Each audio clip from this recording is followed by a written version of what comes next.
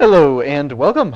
I am Arumba. Thank you for joining me. This is episode 9 of Let's Play the Sheikh of Almeria.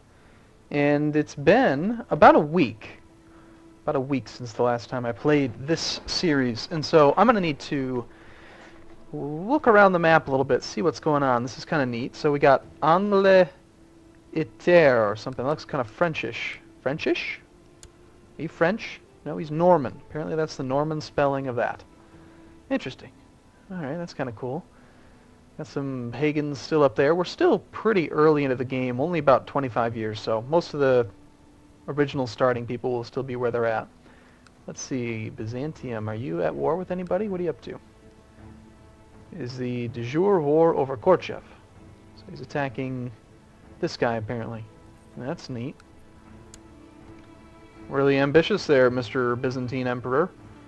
The Seljuks are defending against some revolt. Got the Fatimids. What are you guys up to? Fatimids. Nothing really. One of these days, I want to get involved with this stuff down here, see what's going on with all that. Kind of curious about it. Right, so this was my crazy fun playthrough. We got Sheikh Flammy as our primary character right now. We're still just a Sheikh. We own, looks like, 4 holdings. We've got a mosque, regular barony, or Wilaya, the actual county capital, and then Murcia. So we're kind of weak, like a lot of weak. I don't believe I have a... No, I do have a liege. I'll admit that I'm getting confused with some of my memory, considering that we've got the Sheikh of Almeria and the Sheikh of Cadiz. So... Right, so I've got a liege here, and he has 5 duchies. What are we currently plotting? Nothing. That's too bad. Why can't we plot against him? Can we murder him? Now, all the current series that I'm playing, I'm not really doing a tremendous amount of roleplay, but this one, I think I might start maybe playing around with it a little bit more. Especially because Flammy here is not me. This is somebody else that I know on YouTube. And so, you know, he's not me, so I should maybe play by the traits that he gets or something. We'll do it a bit. I mean, he's content, so content's kind of lame. I don't want to just sit around doing nothing. Wow, our spy master is so bad. We need a new spy master. Yeah, let's pick the mayor. And we might as well build a spy network in my liege's capital, so we can try to do some mean stuff to him. Looks like our chancellor is set there to improve diplomatic relations. He's not very good either. We've got an amazing steward that I should employ, my first wife. Unfortunately, if I employed her, that would lower my overall stewardship, so I'm not going to do that. Marshal's kind of crap. Everyone's kind of crap. We've got such a small realm that it's just bad. Okay. Oh gosh, we have no vassals. Alright, so looks like everything is in order for the most part. We've got taxes, training military in this triple county, researching cultural tech. Does that make sense? I suppose. I mean, we might be able to get to level 3 legalism, which would be awesome. From here, I don't even remember what we were doing. Were we attacking? Is it time to attack? Let's check out the dynasty. I seem to recall having a brother. Yes, well, Kronos, my half-brother. Okay, so we've got Flammy, my son. We've got Navarin ibn Flammy is my other son. Ismail. Oh my god, I have so many boys. Well, Kronos, meanwhile, has one son that he's decided to name Adfons. It's a good choice. Okay, alright, let's see. So, my liege controls this land. This guy is a count. I can't attack him because there's no crown law. And he is Sheikh Abdallah. Sheikh Abdallah, this guy. He's got 25% of the strength of the realm, 986 men. And I've got 1,200. We can beat him. We can take his stuff. We should do that. But I'm content. Come on, tell me I have a trait. Deceitful. Well, obviously I'm lustful. Okay, let's just let some time go. We'll see what happens. Apparently I'm ignorant as well. And we're at war. The Abbadid succession crisis. Interesting. It's currently... What's this all about?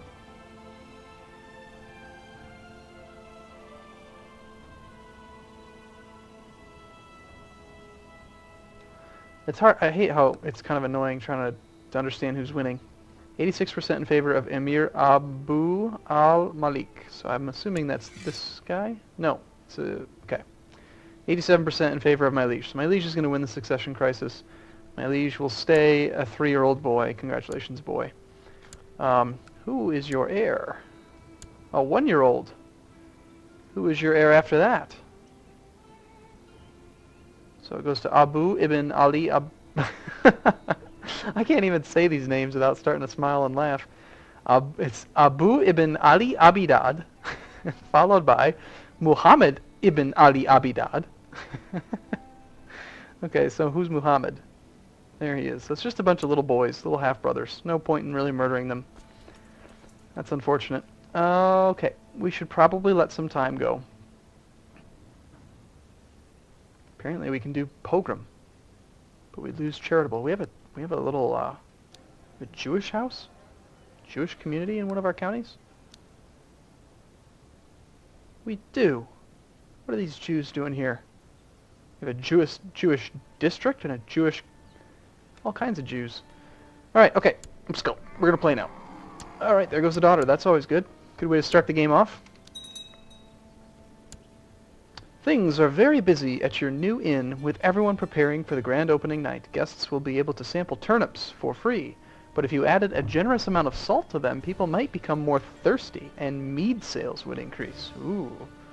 This must be a improved stewardship ambition event. Let's not be crazy, because we're content. We are a bit deceitful, so let's go 20%. See what happens. And something just advanced to level 3, which is pretty good. Castle infrastructure in Murcia. Wow. That's pretty impressive. Castle infrastructure is already at level 3.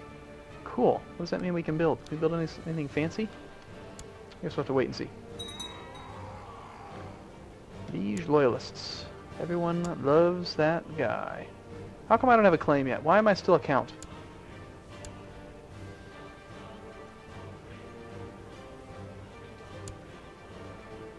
Oh god.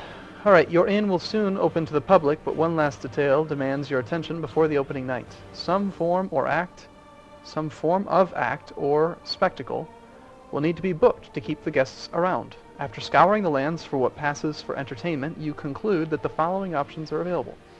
A lengthy sermon, a traveling bard, a renowned eunuch castrato singer, a wild ass that allegedly speaks and recites poetry. I'm assuming that means a donkey, but I don't know, it could be a wild piece of ass. My mind is in the gutter. Sorry, I'm lustful. Alright, so let's see. Cynical means that you're a disbeliever. So we wouldn't be likely to pick the wild ass.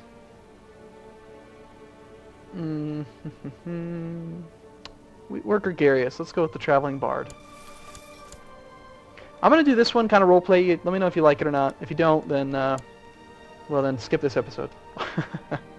I have given the order that a grand hunt shall be organized. Got all kinds of events firing. The bard you hired for the inn's opening night was far away and spoke a peculiar language. Yet despite this, there was a strangely compelling elegance and rhythm. Rhythm. There's a H missing. I believe isn't it R-H-Y-T-H-M? It's a weird word. Look it up. That's not right. To his poetry and song, at least people seem to think so. Sales were good, so you see no reason to complain. Keep the meat flowing. Excellent. So we actually made a profit on that. The salt trick actually seems to have worked. Who would have thought? The thirst of your guests seemed unquenchable, and mead sales exceeded expectations. A nice little profit. Okay, but where's the stewardship? There we go. The opening night of your inn has concluded, and the time has come for you to move on from this venture and resume your other duties. Whatever else can be said, you have learned many valuable lessons on running a business. A buyer is ready to take the inn off your hands at a tidy little profit. Excellent. That was fun. I like that event. Now what? Should we build stuff? We should build stuff. Let us build a... what? A what? Is there anything we can build at this place? Yeah, this one's probably not nearly as well upgraded as the main one. Actually, no, they look to be about the same. Oh dear, I don't know. Let's wait. Let's wait until we can upgrade something better. What is this? Oh wow, I'm building the Kasbah, apparently. Well, if that's the case, then we'll build the Kasbah here. Why not? Can't hurt, right? Those things are good.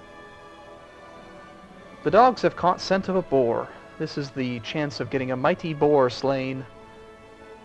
Content, lustful, charitable, deceitful, cynical, gregarious, tough soldier. I don't really see anything that would preclude doing this. Good luck, Flammy. Let's see how well you are with the number generator again. Hey, success! Perfect roller. I was joking around with him. We were talking in chat, and he's talking about how he needs to play Dungeons and Dragons because he rolls a natural 20 like every time. Seems like it. I want to go on a duel. I want to go get to war, attack somebody. I'm actually, you know what? I'm having a lot more fun personally with this right now. I might do this for a few episodes. Okay, here's what I'm gonna do. Every episode I play tonight, I'm gonna do more of a slow-paced play style with more roleplay, more like event-based decisions, or excuse me, more trait-based decisions. And so probably the next like 5 or 6 little clips, 5 or 6 videos will be this way. If you don't like it, make sure to comment, let me know. And then I can go back to just being a robotic assimilator of the planet, which is actually a very fun playstyle for me as well. I mean, I like to min-max, which if you're unfamiliar with that term, where I learned it was in World of Warcraft, and a min-max player is somebody that does everything they can do to get the absolute maximum performance out of their character and do it the best way possible in the minimum amount of time.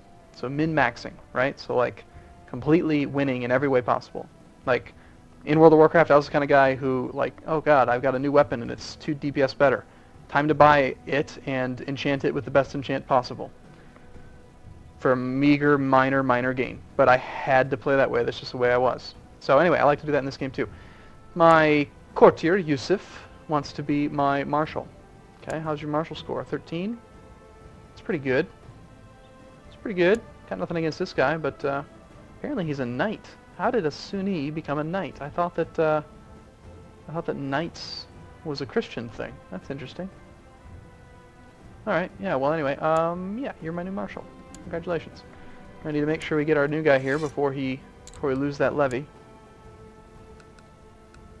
The levy doesn't disappear right away if you've been improving it. You've got like a very short period of time to get somebody new there. And yeah. So anyway, I'm content. My point in mentioning this roleplay type thing is that I'm content. I'm not going to expand. I'm not going to attack because I'm content. Unless we get an event that fires that gets rid of content, then it just doesn't make sense to me for a content character to want to expand. It says right there, they're satisfied with their lot in life. They make loyal vassals, but are unsuited to intrigue. Kind of ironic that I'm deceitful and cynical while being content, but yeah. Can we do Ramadan? We should obviously do these events. What should we do? Yes. A gregarious character would definitely observe Ramadan and go on a grand hunt because I'm a tough soldier. And being cynical. Would a cynical character do pogrom? Expel the Jews and seize their wealth. That seems to me like more of a greed-based decision. And we're charitable, so we'll be fine. We're okay with Jews being here. Interesting. As a cynical unbeliever, this is a Ramadan event, you do your best to uphold the appearance of observing the fast, but behind closed doors you do not think twice about eating and drinking to your heart's content, be it day or night. One day you are caught. Yay. Overcome with lust. Maybe Ramadan was a bad idea. Overcome with lust in broad daylight during the fast, you sinfully engage in the pleasures of flesh with a serving girl. Flammy, you dog. Now is the time for prayers and devoted reading of the Quran. After the sun has set, you could recite the Quran through tariweh prayers. Yes, let's do that. Although we're cynical, so no, let's not. The Prophet, may Allah honor him and grant him peace, teaches the importance of charity and good deeds, especially during the holy month of Ramadan. There are many poor in Almeria who could be, yeah, we're charitable, so yeah, do it. Yeah. Zahra is often involved in fights with other toddlers. This is my daughter. Let's see. She's often involved with fights. I'm not Roth. Let's just try to steer her somewhere else. No. I don't know. I'm not arbitrary, so I can't just randomly pick one. I've actually got to think about it. See, it's like, what's fun to me about this is that it's so easy to me to just min-max and just think, okay, which one's going to give me the absolute best trait? Which trait do I want? Which trait's the ideal trait? And then you just choose that every time. But it's not really that realistic. I kind of like the idea of playing it more as an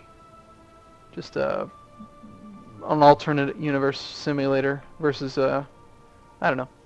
Let's just discipline the girl. We've made her Roth. We're military, so it makes sense to me. We would give discipline. The end of Ramadan approaches, and that means the holiday of is upon us. The preparations for the planned feast to celebrate this have already been made, and now the time has come to invite your vassals. What say you, master? We're charitable. The great banquet you ordered, held to celebrate and the end of Ramadan, was a rousing success. The food was exceptional, the entertainment magnificent, and a great time was had by all. Your guests seemed suitably impressed by your wealth and generosity. That's good, because we're charitable. And then, Eid Mubarak. To celebrate, damn it, being frickin' charitable's costing me money. Of course, we'll give money to all of them. Now we're negative, running out of money. No matter what my lover does, I feel irritated and have actually started to avoid her. Oh yeah, Isa, my father's... That's right, Flammy's not satisfied with 4 women, he needs 5. But apparently we do not love each other anymore, even though we have a daughter, the extra one. How sad. Being negative is not cool at all. Nor is being ignorant. So... my son Flammy, the strong boy, needs an educator. Now this... Let's see, how would a character decide who to pick? Well, I think it's only natural that I should educate my primary son. So I'll just do that. I want to take care of him. Okay, I'm gonna wrap this one up here. Please let me know what you think down below. I'd love to see some comments on how it's going. Here's what I can basically tell you is that if I play, I can basically play it both ways. If I play it the way I've played the other series, then I'm gonna just expand, even faster probably than the Northumbria playthrough, because we've got the Conquest Castus Belli, and we can do holy wars against Christians, and they have a lot of land. Or I can play the other way, and lots of crap will happen, good and bad, and it will be quite the tale. So let me know what you think. I'd appreciate some feedback. So comments down below would be great, and I look forward to seeing you in the next video. Thanks so much for watching. We'll see you soon.